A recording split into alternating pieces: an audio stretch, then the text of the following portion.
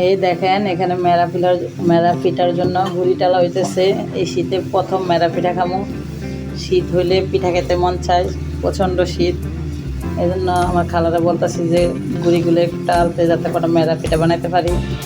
এখন এই যে গুড়িগুলো টালা হয়েছে, এখন কাই করে নিমুনে নিয়ে তারপরে মেরা পিঠা বানামুনে।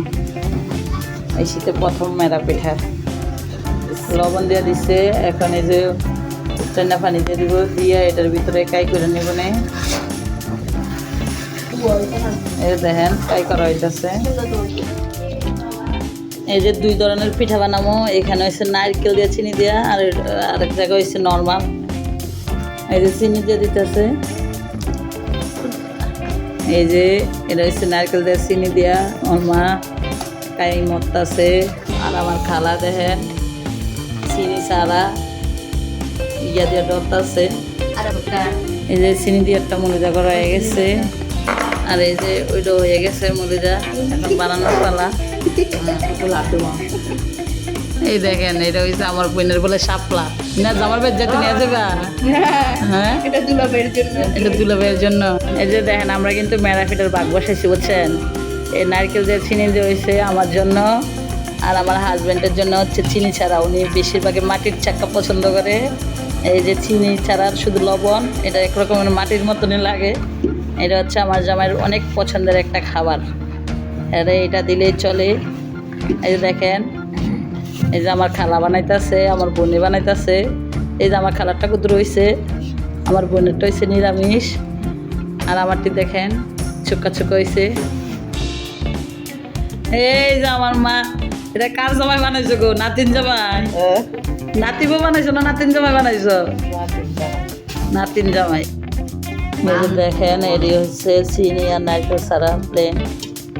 এটা দিচ্ছে নিচে এখন একটা নেটের ভিতরে চিনি মাখাটি উপরে দেবো, চিনি আর নারকেল দিয়ে তারপর উপর দিয়ে একটা নাইট দেবো।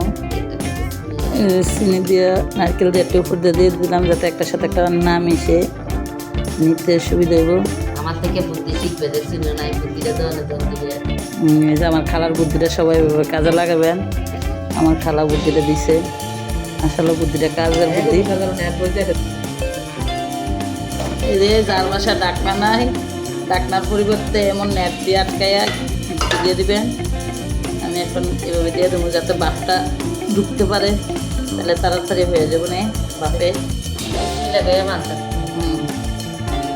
এখন পাতিলে দিয়ে দেবো।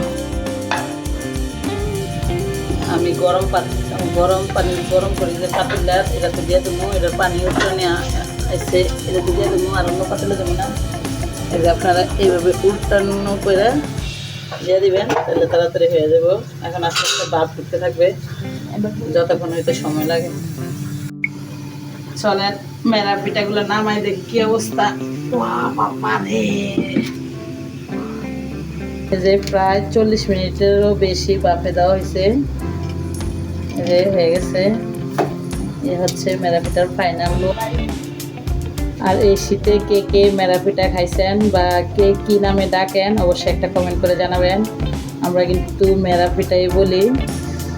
আমি এই শীতে প্রথম মেরা পিঠা বানালাম, আর আজকে পরিবারের সবাই মিলে একসাথে মেরা পিঠা বানাইছি। কার কাছে ভালো লাগছে অবশ্য ভিডিওটা বেশি বেশি করে শেয়ার করবেন, একটা লাইক দিবেন, কমেন্ট করবেন।